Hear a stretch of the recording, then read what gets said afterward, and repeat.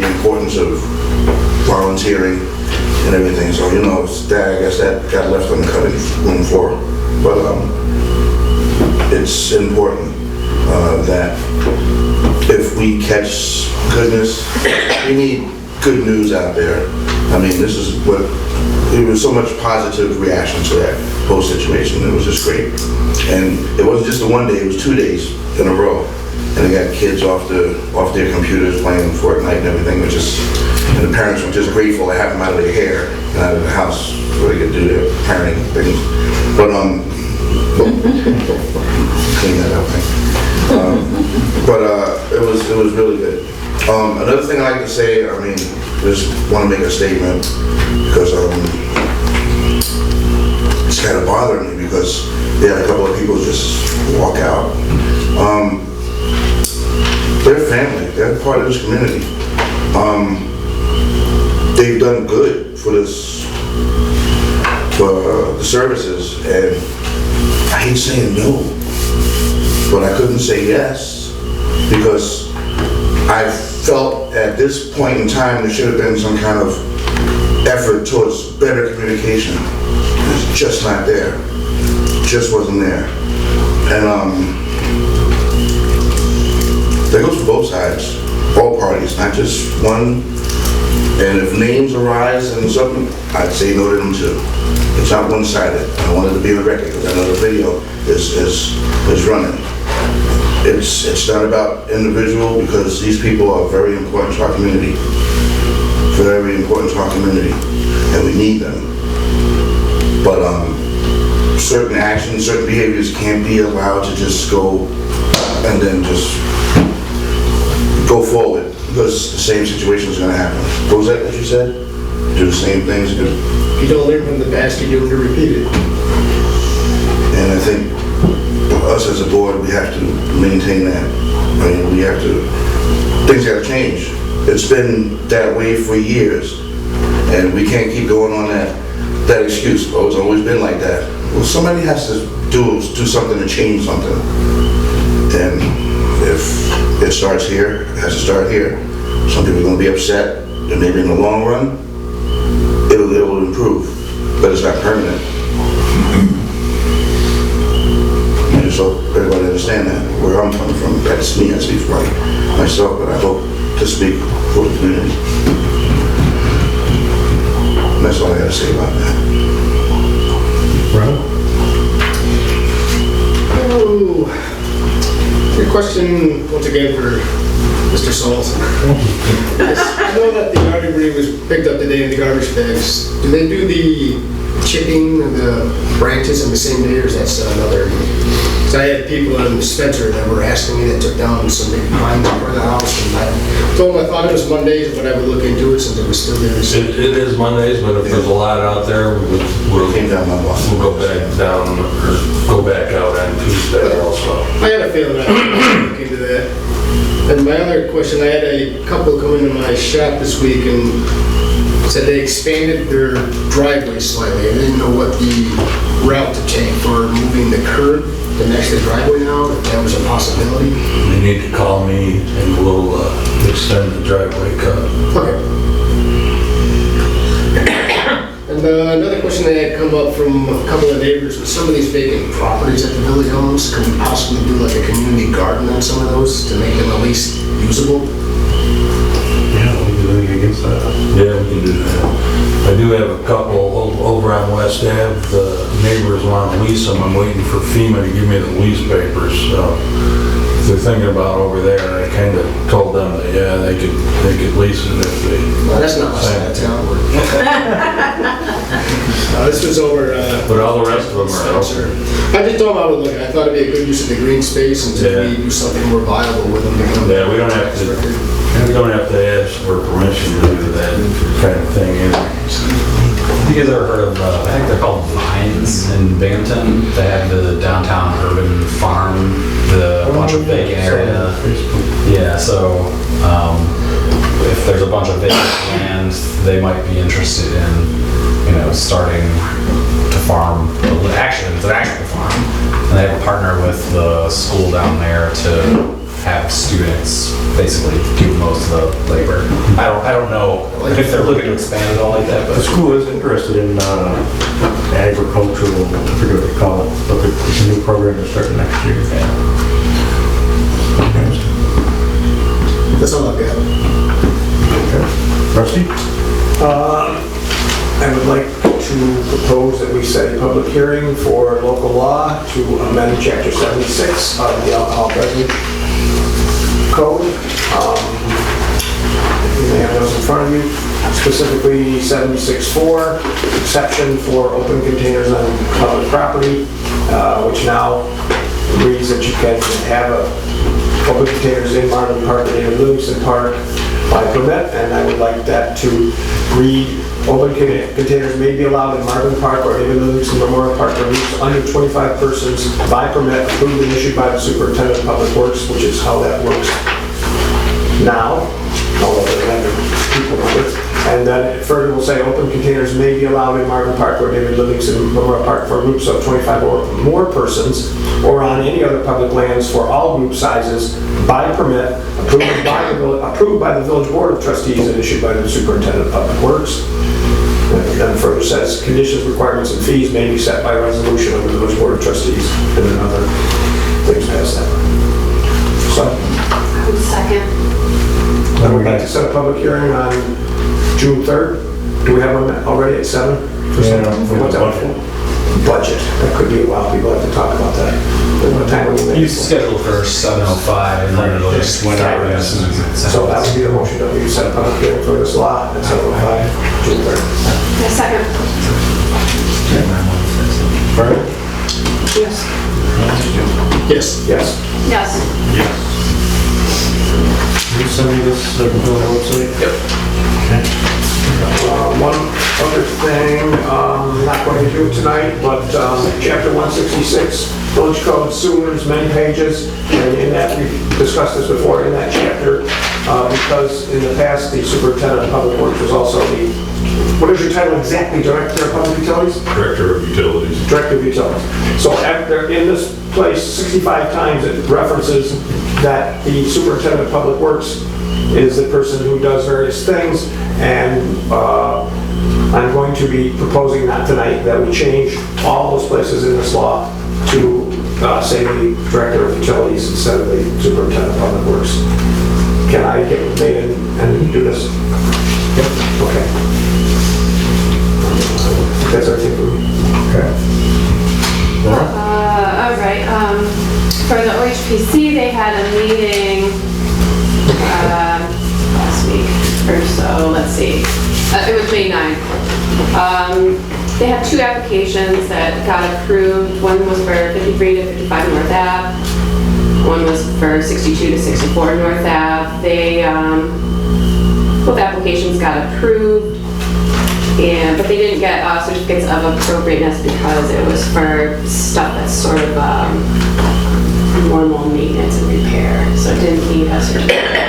And then they just covered some other business, but no specific actions were taken. So everything's cool with OHPC. And they wanted to know that the CLG stuff got sent back and we're all, everything's approved and it's going. I don't know if it's approval, we send it all back. I guess they're just waiting for the official notice that is. Okay. I haven't heard anything about it, so. Okay. Do we have a contact person? I mean, that would be the next step. Yeah, there is one, yeah. Should, is Nadine in touch with them? Maybe we have to reach out and just make sure everything. Make sure they got everything okay, because we signed it all and sent it back, but we should probably make sure they received it. That night it came.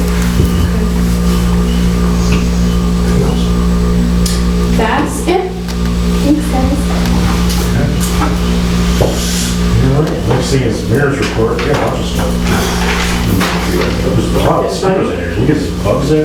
Yeah, we'll open the windows. Wonder what there we go. Screens. I can't afford screen. I'll start with commissionerships. Shuffling these around. So Fran has been zoning and planning, which is not interested in that. So, At the annual meeting, you signed that. did I? Yeah. I couldn't remember. Okay. So it's your zoning and planning. Yeah. So that's good. That was where I penciled it in. Here, you and Rusty. And then Fran has volunteered to do EMS since they're now separate from fire. So I will. Is that at the bequest of the squad? It's at the request of everybody involved. Just makes sense in two separate ones because they're two separate departments.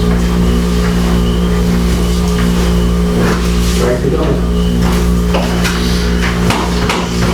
So, Well, maybe it was not specifically spelled out, but last Friday afternoon, we spent about an hour and a half working on that recommendation. And we discussed a number of things that weren't necessarily in the recommendation, but it was a decision of the mayor that there should be two separate commissioners in order to keep the two departments, fire department and EMS separate. It was not the decision of the department. so, as mayor's report, posted videos, attended the Steam Town meeting, which we'll have more on that. There's an official launch, the 31st, a press conference and that kind of stuff about that. That ties into the farm thing, actually, kind of. Much more stuff. I attended the fire board meeting, there's a housing task force meeting, we prepared the proposed village budget, and we held a budget workshop, we had the Martin Park cleanup day, which was good. Everybody showed up there. Treasurer's report, budget analysis. So there was a couple of issues on George Street. I wish Joe was here, because he's really helped me with that. We got the speed sign over there, we borrowed it from somebody. He's looking into trying to get a grant to buy one of those for ourselves, the radar sign, so we can move it around. That has really helped out over there. We got a complaint letter from a resident, and then I went and talked to her, and Joe went and talked to her, and we got a sign over there, and she actually sent us a real nice thank you letter saying that everybody's slamming on their brakes, slowing down. So that's a good thing. Where to respond to that. Yes, I do. Yeah, well, this one says something about video on it, so. Down on Page Street. We should pick up. Right? Oh, I have an appointment, we have an open spot on the zoning board, correct? So I have an appointment of Jim Miller to the zoning board. Go for a loop. What is that here with you, Jim? vacant term of offices? I don't. Do we know the vacant term of office? No, I mean, he's just on a spot that hasn't been filled in a while, right? Yeah, I mean, each zoning board members, Yeah. like the planning board, they're also specific terms of offices. So currently the office is vacant, but there's a time period when it expires. But this person would be filling. Yeah, I don't know this exactly. It's either 1, 2, or 3 years, right? Right. Well, we'll see which one's open and we'll put in this spot. Okay. It wouldn't stop you from applying, just. Yeah, we should put it in the right spot. So you make it, Yeah, well, I point them, and then everybody says vote on it. I think it's not what it's done, I make a motion. okay. Fran? Yes. Charlie? Yes. Yes. Yes. Yes. And zoning. Well, and then, I had a couple people come to me, and I had this request for a while. But overnight parking in the village, I would like our board to look at this. There is a section in the code about parking permits. There's an idea from one of our residents slash realtors that parking be allowed in the village lots with a parking permit overnight and on weekends to get people off the street into the lots. I've been talking to the county about this, about using the county, back in the county lot, and they're kind of on board for it. So this is something that we should probably look at. I can get something prepared as far as details. I'm under the impression that our code says that you cannot park on the street in the business district from 2 to 5, whatever it is. It does not, I don't believe it mentions that you cannot park in one of our public lots in the evening.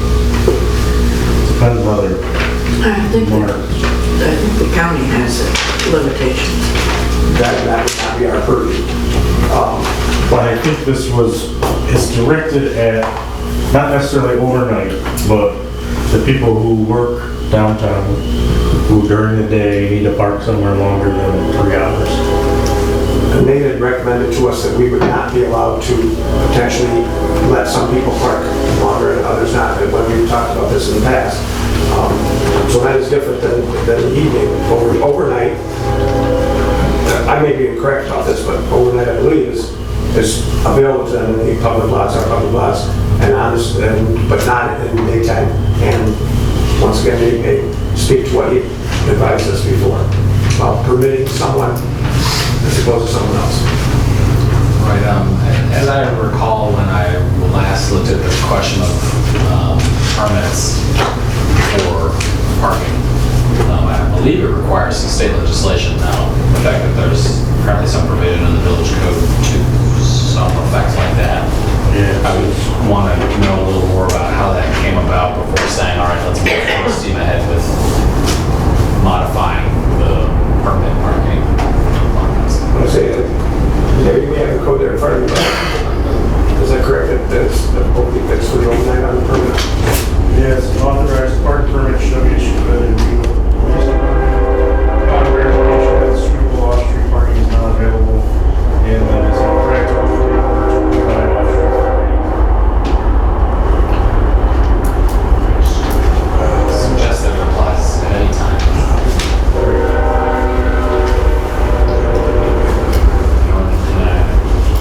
Again, I guess that question just, I'd like to know a little more about where that came from. Yeah, it's been in there forever.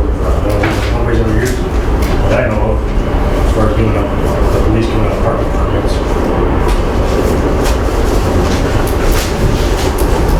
And it's under the section of E, parking between 2 a.m. to 5 a.m. That's what I said. It's not for the daytime, it's under the evening section.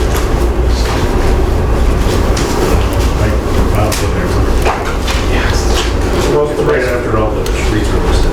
so those permits are only for the 2 a.m. to 5 a.m. I would agree with that. It's not for daytime parking. Anyway,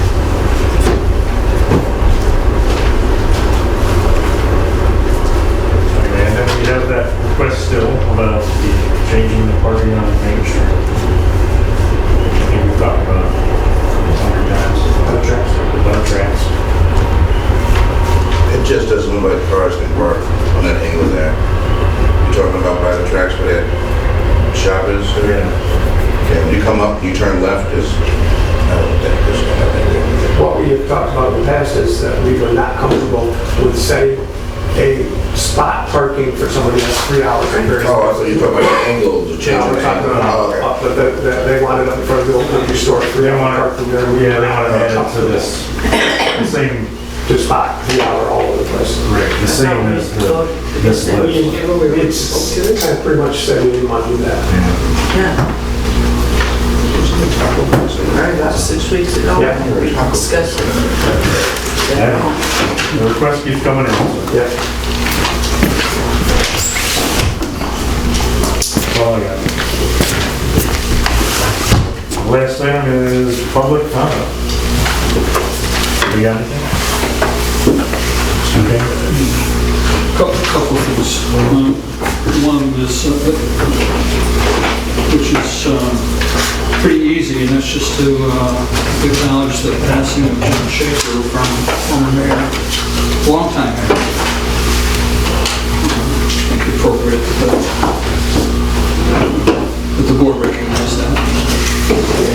you for a moment while you're in the floor? Just tell you. Absolutely. We did that very much, and I appreciate that. We did that last meeting and had a moment of silence when I acknowledge that. But further acknowledgement is wonderful also. Yes. I wasn't here. Yeah. I was fortunate enough to be out of town, actually.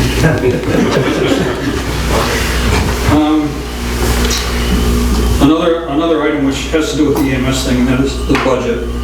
It is really important to me, and I think to the membership, that we make sure it is set up as an enterprise fund. I know the draft budget didn't have all the right names and titles and things like that, but by the time we get to the next budget hearing, it probably ought to look right. Right. I wouldn't be an enterprise. So I did reach out to the comptroller's office to ask them specifically how should the village be accounting for, the revenues and expenses and what it should look like. And so the woman I spoke with at the Binghamton office said that she had to talk to another person kind of higher up in the comptroller's organization to get that answer. And I'm waiting to hear back from them. I mean, Jim, I do think looking at the guidance available in Enterprise Fund seems like it'd be the right place for it to go. Yeah, there were when I read it, it looked like there were 3 or 4 places it could go, but that seemed the most appropriate. Right, and effectively it's just waiting for confirmation from the comptroller that, yeah, that's the way to do it. We'd like to make sure it's set up right.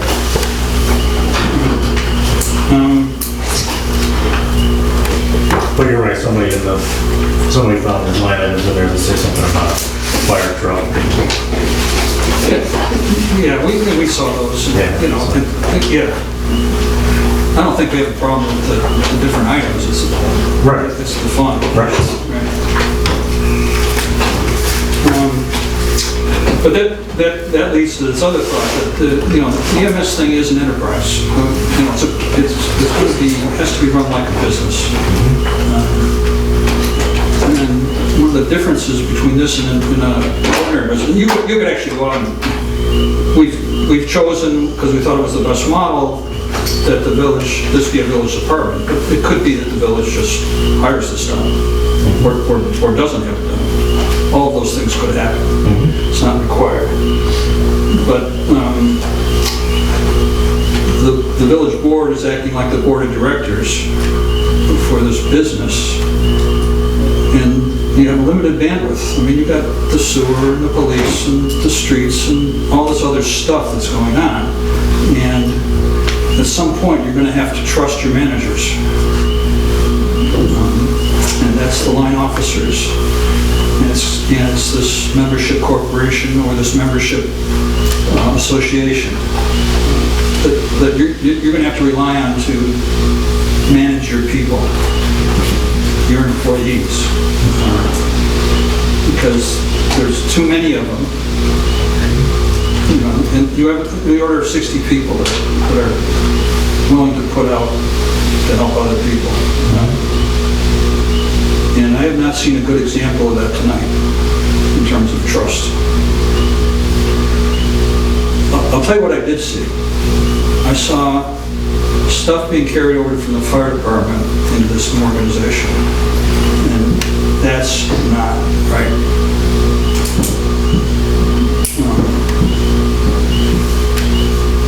And let me tell you what I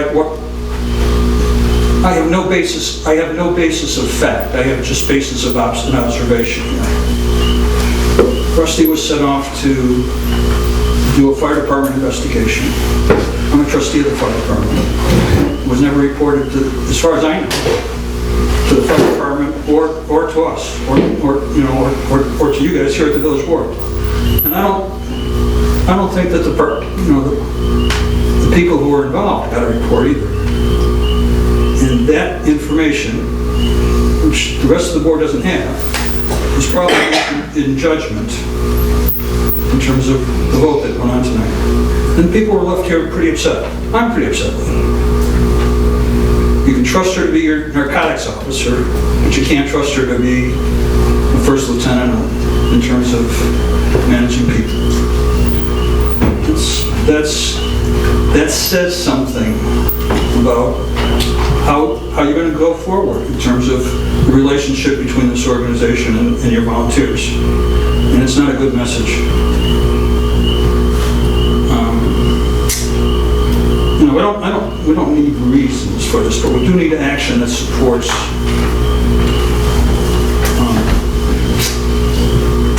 the volunteers in terms of what they put forward in terms of who they want their leadership to be.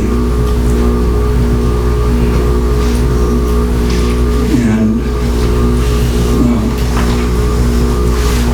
I wish there were a way of, I guess you could reverse it. I mean, I think just saying it out loud, I mean, you could have a motion to reconsider, but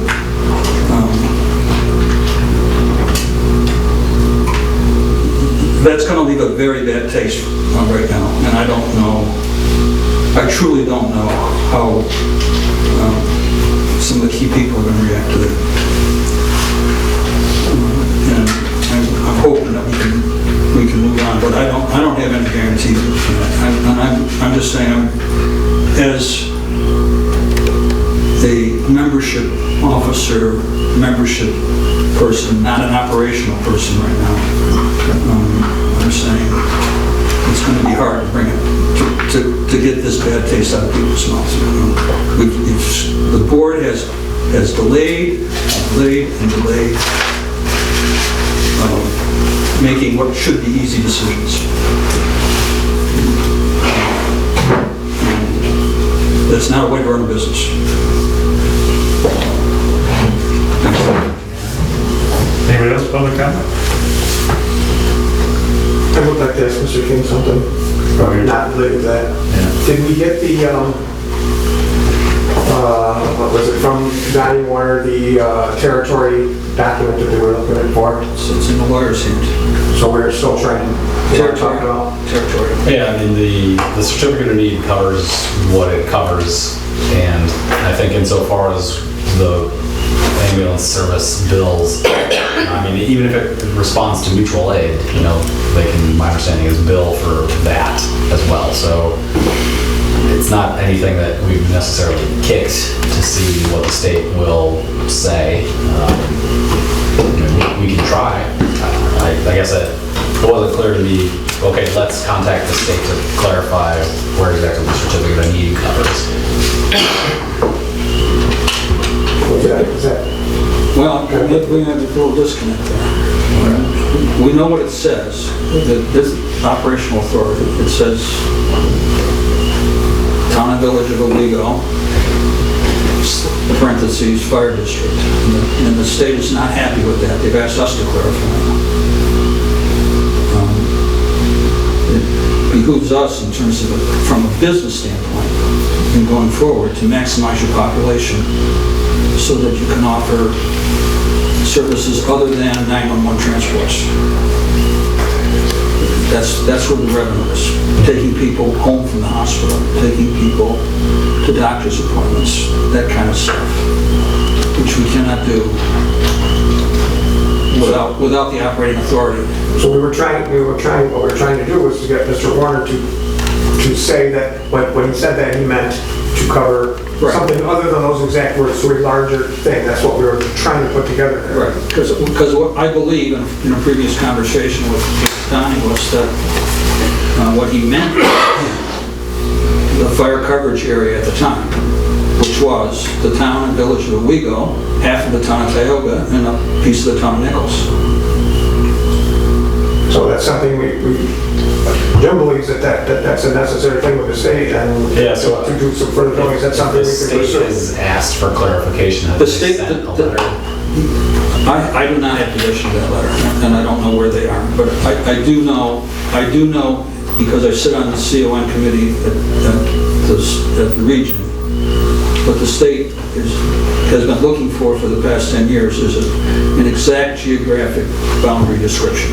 Right, so Either road by road by road, or the town of, or some other specific geographic description.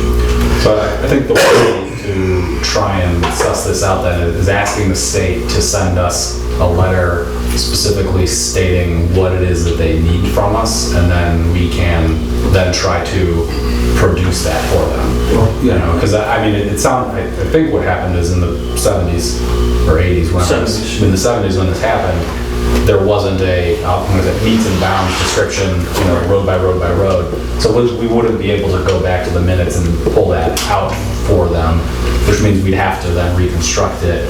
And then the state might ask, where's the authority from the fire districts that, you know, in other places outside of the village of Owego for us to provide service to those areas, and we'd have to then pull out, you know, minutes of.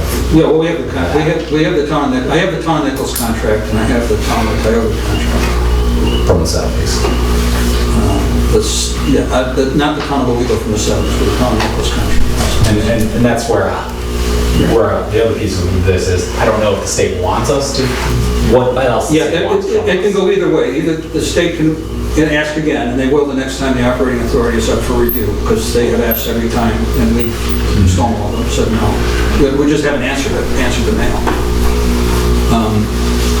Or you can file what's called a clarification, certificate of clarification. Apparently there's some standard form for doing that. So again, if the state will just tell us more specifically what it is exactly they're looking for, because I imagine we could put together a road by road description, but if they want something else beyond that, I'd ask. Well, what is that? At this late date, they're probably going to want some sort of verification that indeed it did serve that area at the time. So this is important. Well, it's important as a future revenue source, it is. Yeah, because we want to start looking at there is things, so this is not something that we want to just say, oh yeah, and then just don't do it for 2 weeks or 4 weeks and stuff like that. Yeah, it's important from another standpoint too, and that is continued contracting. I mean, you can always use somebody else as the operating authority if you're contracting for them, but you're in a much better position if you also hold that operating authority for that area. Your contract is much easier to negotiate. So is this something we're gonna? Yeah, I mean, I would ask, you know, Jim, I would ask Robin, but she's not in right now, but I know, Jim, you've been taking a lot of the lead on that, but if you could, with states ever sent correspondence asking for this clarification, and then let me look at that, and then we can figure out what exactly we need to give back to the state. Well, I'll have to ask Robin, I don't know where it is. I'll have to ask some of the old timers. And I don't know where our records are with that.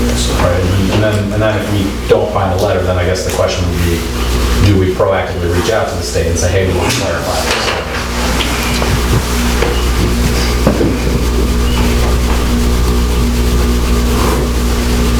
Any other public comment?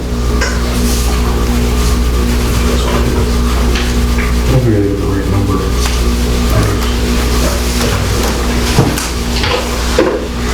All right. Approve.